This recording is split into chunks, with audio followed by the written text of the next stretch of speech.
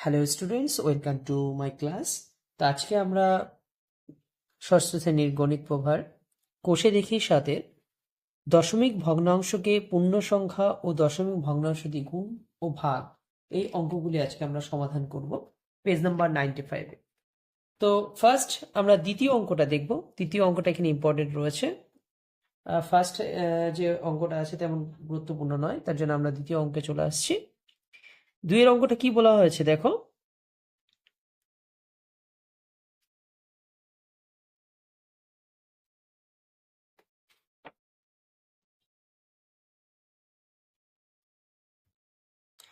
বলা হয়েছে মিঠু 4টি খাতা কিনবে। একটি খাতার দাম যদি 12.75 টাকা হয়, তাহলে মিঠুকে কত টাকা জোগাড় করতে হবে হিসাব করি। তো ফার্স্ট আমরা দুইয়ের অঙ্কটা করব। আমরা প্রথমে এটা লিখে নেব যে একটি খাতার দাম কত। তাহলে আমরা ফার্স্ট লিখব যে একটি খাতার দাম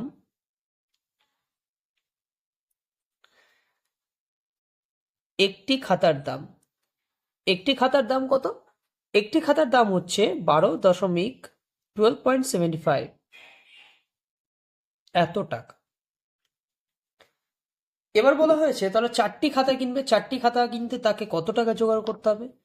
আমরা লিখব অতএব 4টি খাতার দাম বার করতে গেলে কি করতে হবে? 12.75 কে আমরা 4 দিয়ে মাল্টিপ্লাই করব।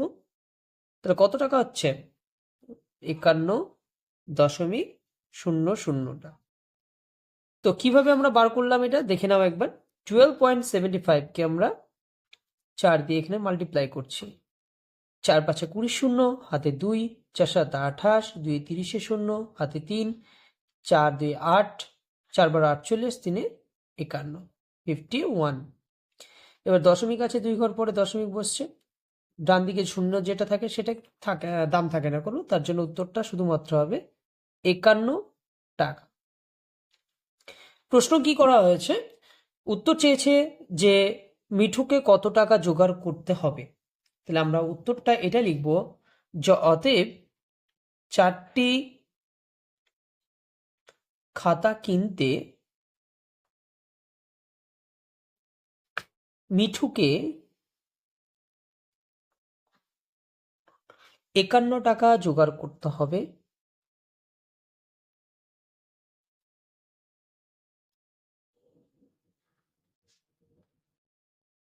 51 টাকা জোগাড় করতে হবে।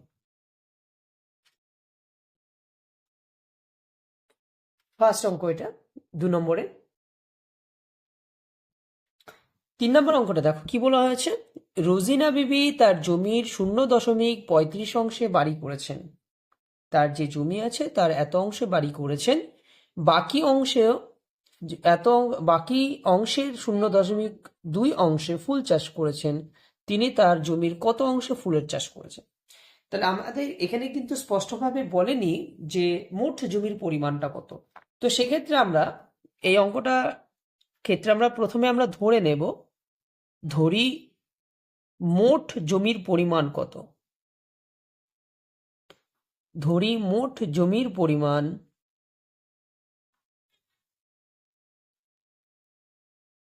কত অংশ? 1 অংশ। এটা আমরা ধরে নিচ্ছি। এবারে আমাদের বলা হয়েছে রোজিনা বিবি বাড়ি করেছেন কত? 0.35 অংশ। আমরা এটা লিখে নেব, রোজিনা বিবি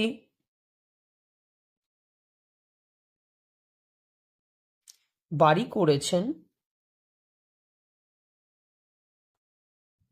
কত অংশ? 0.35 অংশ। এবার আমরা বাকি যে জমিটা, কতটা জমি বাড়ি করার পর পড়ে আছে সেটা আমরা লিখে নেব। অতএব আমরা লিখে নিতে পারি বা এটা লিখতে পারি যে জমি বাকি আছে, কতটা জমি বাকি আছে তাহলে এতটা বাড়ি করার পর। তাহলে সেটা বার করতে গেলে মোট জমি থেকে আমাদেরকে যে পরিমাণ বা যে অংশ জমি বাড়ি করেছে সেটা বিয়োগ করে দেব। 0.35 অংশ এটা আমরা বিয়োগ করে দেব। বিয়োগ করলে উত্তরটা বেরিয়ে আসবে। তাহলে আমরা পাচ্ছি কত? 1 মাইনাস 35। এখানে 35 আমি বাংলায় বলছি, এটা 35টা উপরে চলে যাবে। দশমিকের জন্য একটা 1 রাখবে, 2 ঘর আগে দশমিক বলে দুটো শূন্য। এই জায়গাটা একটু বোঝার আছে, কি করতে হয়, এটার সাথে এটা গুণ করতে হয়, 101 কে 100 বিয়োগ উপরে 35 আছে, নিচে 100 চলে আসে, তাহলে 100 থেকে 35 বিয়োগ করলে হয় 65, নিচে হচ্ছে 100।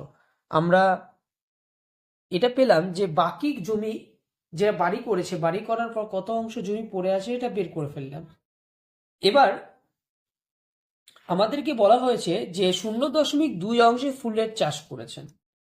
তাহলে এই যে 0.2 অংশ ফুলের চাষ করেছে, তাহলে আমি এটা লিখতে পারি যে অঙ্কটায় যে রোজিনা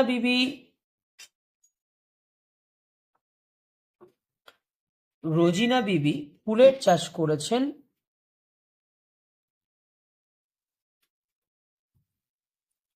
রোজিনা বিবি ফুলের চাষ করেছেন কত, 65/100 এর কত অংশে, মানে এই যে জমিটা এর 0.2 অংশ বলা হয়েছে, এখানে লেখাই আছে যে 0.2 অংশ বাকি জমি, তাহলে আমি লিখতে পারি এর 0.2 অংশে।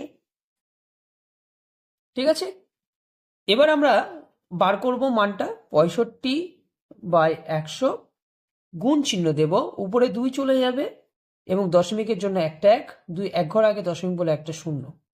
এক্ষেত্রে আমরা উপরের সংখ্যার সাথে উপরের সংখ্যা গুণ করব, কত হবে, 130 হবে, নিচের সংখ্যা নিচের সংখ্যা গুণ করলে হয় 1000।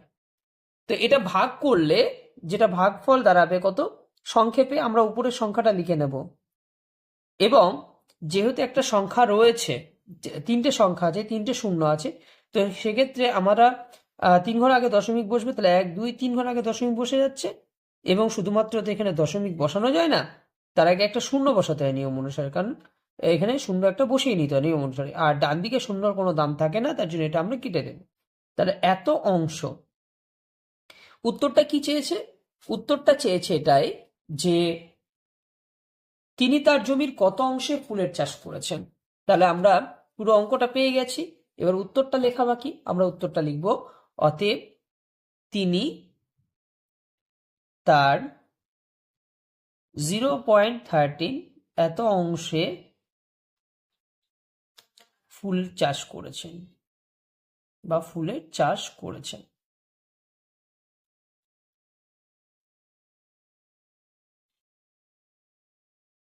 এটা হচ্ছে প্রথম এবং দ্বিতীয় অঙ্কটা, মানে এই পেজের 1 নম্বরটা বাদ দিয়েছি, 2 নম্বর এবং 3 নম্বর অঙ্ক, 95 পৃষ্ঠা, ষষ্ঠ শ্রেণী গণিত প্রভার।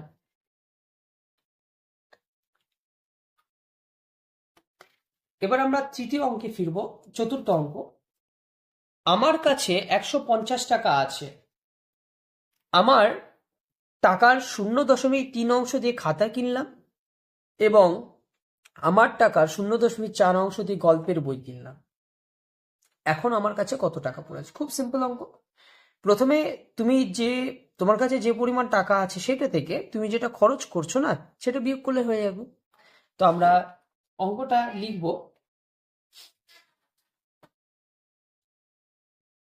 প্রথমে আমি লিখব যে আমার কাছে কত টাকা আছে, তাহলে আমি লিখব যে আমার কাছে টাকা আছে কত টাকা, 150 টাকা, এটা উল্লেখ করাই আছে যে আমার কাছে 150 টাকা আছে। এবার বলেছে খাতা কিনলাম কত, 0.3 অংশ, তাহলে আমি লিখবো অতএব খাতা কিনলাম 150 টাকার, এই যে এই টাকাটার কত অংশ, 0.3 অংশ, তাহলে 0.3 যেহেতু বলেছে এত অংশ, আমরা এবার এটা বার করে নেব। সরাসরি আমরা লিখতে পারি 150 গুণ 3 উপরে চলে যাবে, দশমিকের জন্য একটা 1, এক ঘর আগে দশমিক বলে একটা 0। এবার এটার সাথে এটা ডিরেক্টলি কাটতেও পারো বা 0 0 কেটে দিতে পারো, তা 15 10 150, 3 দিয়ে 15কে গুণ করলে কত হয় 45, তাহলে 45 এত টাকা, তাহলে এত টাকা খাতা কিনেছে। এবার বলা হয়েছে গল্পের বই, তাহলে আমি লিখবো অতএব গল্পের বই কিনলাম, তাহলে গল্পের বই কিনছে কত টাকায়, 150 টাকা এর কত অংশ? 0.4 অংশ। তাহলে আমরা লিখব যে 150 গুণ উপরে 4, নিয়ম শিখিয়ে দিয়েছি কিভাবে বার করতে হবে, 10, 15, 4 15 কত টাকা? 60 টাকা। এবার কি বলেছে যে তাহলে তিনি তার জমির কত অংশে ফুলের চাষ করেছেন। তাহলে আমি লিখব অতএব তিনি তার জমির কত অংশে ফুলের চাষ করেছেন। সরি, আমার লেখাটা একটু ভুল হয়েছে। আমরা অঙ্ক করছি 4-এরটা। এখন আমার কাছে কত টাকা পড়ে আছে, অতএব লিখব অতএব এখন আমার কাছে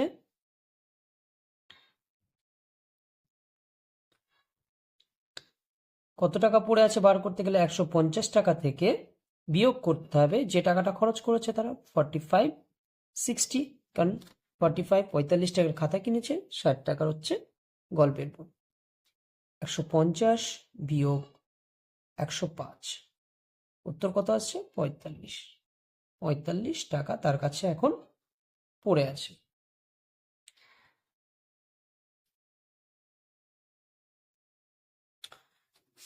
পাঁচ নম্বর অঙ্ক। আজ আমরা মোটর গাড়িতে 94.5 কিলোমিটার পথ যাব। এই কিলোমিটার যেতে ওই মোটর গাড়ির 0.078 লিটার পেট্রোল খরচ হয়। হিসাব করে দেখি আমাদের মোট কত লিটার পেট্রোল দরকার, এটা বার করতে হবে। তাহলে আমরা ফার্স্ট কি লিখব? আমরা লিখে নেব যে 1 কিমি যেতে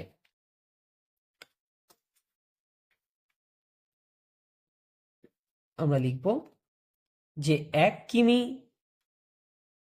যে পথ, 1 কিমি পথ যেতে কত খরচ হয়, পেট্রোল কত খরচ হয়। পেট্রোল খরচ হয়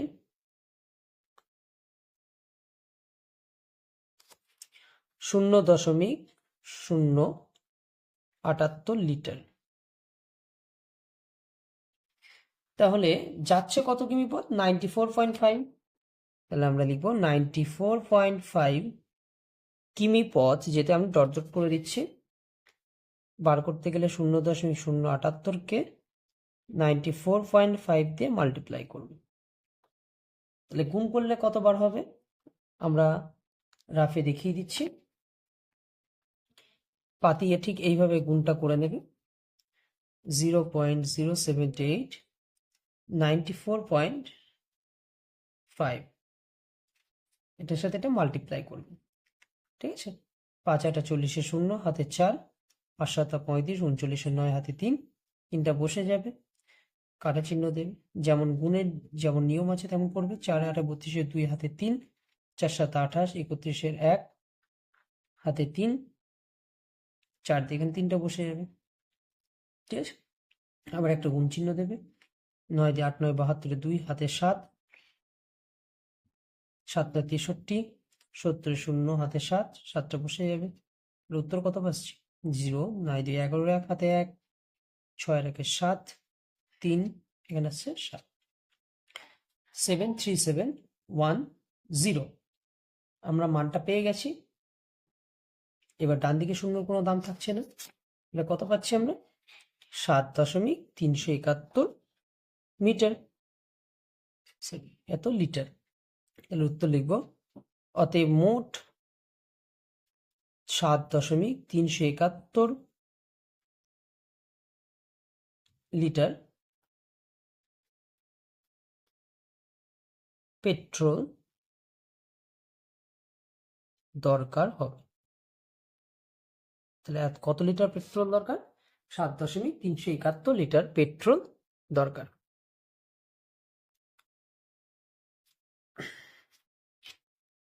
নেক্সট 6 অঙ্কটা।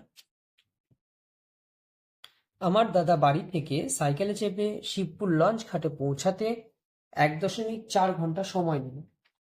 যদি সে ঘন্টায় 11.5 কিমি বেগে যায় সাইকেল চালিয়ে, তবে আলিশাদের বাড়ি থেকে শিবপুর লঞ্চ ঘাটে কত দূরত্ব সেটা আমাদেরকে বার করতে হবে। আমি প্রথমে এটা লিখব যে আলিশার দাদা 1 ঘন্টায় কত কিমি পথ যায়? আমাদের বলেই দিয়েছে 1 ঘন্টায় যায় 11.5 কিমি। এখানে উল্লেখ করা আছে, লিখব আলিশার দাদা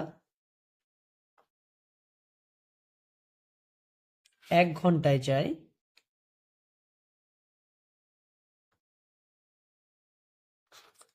11.5 কিমি পথ। এবার লিখব যে আলিশার দাদা, তাহলে বলেছে কত, 1.4 ঘন্টা। 1.4 ঘন্টায় যায় 11.5 গুণ 1.4 দিয়ে গুণ করবে, এটাকে গুণ শিখিয়ে দিয়েছি আমি। 11.5কে 1.4 দিয়ে গুণ করবে, পাবো কত, 4×5 = 20, শূন্য হাতে 4 চলে 46, আর এখানে আসছে গুণ চিহ্ন দিয়ে 115, 0 1 6 16 10, 16.1, 1 ঘর আগে দশমিকগুলো এখানে বসে যাচ্ছে, শূন্য কোনো দাম থাকবে না। উত্তর কত পাচ্ছি, 16.1 কিমি।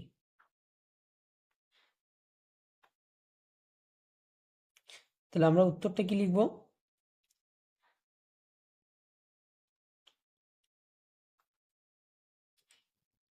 যে অতএব আলিশাদের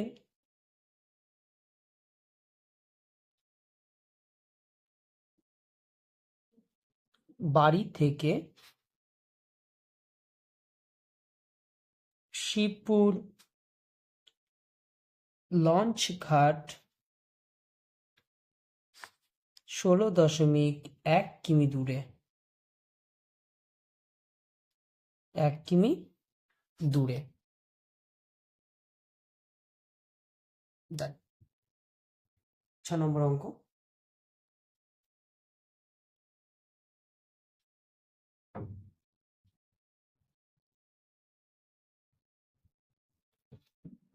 নেক্সট 7 নম্বর অঙ্কটা দেখো। মা আমাকে 2.5 কিগ্রা ডাল কিনে আনতে বললেন। 1 কিগ্রা ডালের দাম যদি এত হয়, কত টাকা নিয়ে দোকানে যাব সেটা বার করতে হবে। ঠিক এই যে অঙ্কটা প্রথমে আমরা করিয়েছি, 2 নম্বর সেম অঙ্ক। তাহলে আমি প্রথমে লেখাটা কি লিখব, 1 কিগ্রা ডালের দাম কত। কিগ্রা বলতে কিলোগ্রাম বোঝায়। 1 কিগ্রা ডালের দাম 62.50, 62.50 টাকা। তাহলে আমরা লিখব যে অতএব 2.5, 2.5 কিগ্রা ডালের দাম, এটা বার করতে গেলে 62.50কে 2.5 দিয়ে গুণ করে দেবে। উত্তর কত আসবে, উত্তর আসবে 156.25 টাকা।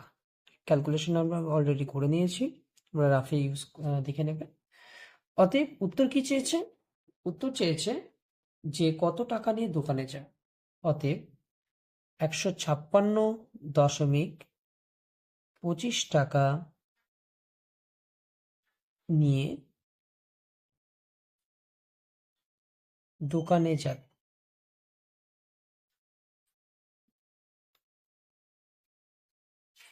8 নম্বর অঙ্ক। একটি সমবাহু ত্রিভুজের পরিসীমা যদি 14.4 সেন্টিমিটার হয়, ওই সমবাহু ত্রিভুজের একটি বাহুর দৈর্ঘ্য কত।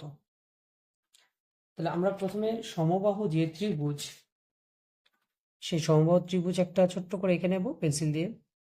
সমবাহু ত্রিভুজে বলা হয়েছে 3টে বাহুর দৈর্ঘ্য, এই যে 3টে বাহু 14.4 সেন্টিমিটার। তাহলে আমরা লিখব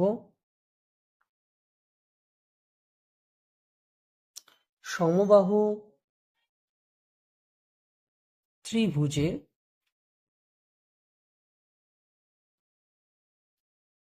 3টি বাহুর দৈর্ঘ্য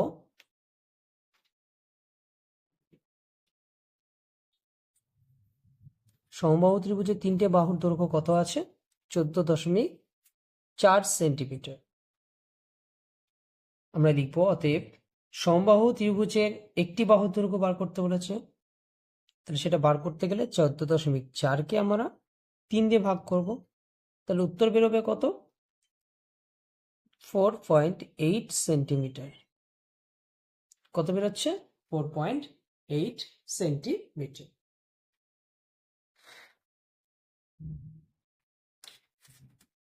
এবার বলা হয়েছে যে এটাকে দশমিকে লেখার জন্য। তাহলে দশমিকে যদি লিখতে বলা হয় আমরা লিখব কি? যে অতএব সমবাহু ত্রিভুজের, উত্তর বেরিয়ে গেছে, সমবাহু ত্রিভুজের একটি বাহুর দৈর্ঘ্য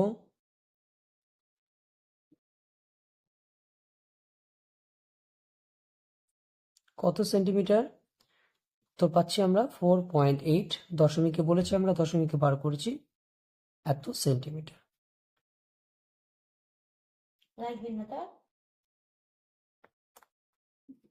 তো আজকের ভিডিওটি এই পর্যন্তই। ভিডিওটি যদি ভালো লেগে থাকে ভিডিওটিকে অবশ্যই একটা লাইক করবে এবং চ্যানেলে নতুন হয়ে থাকলে চ্যানেলটিকে অবশ্যই সাবস্ক্রাইব করবে।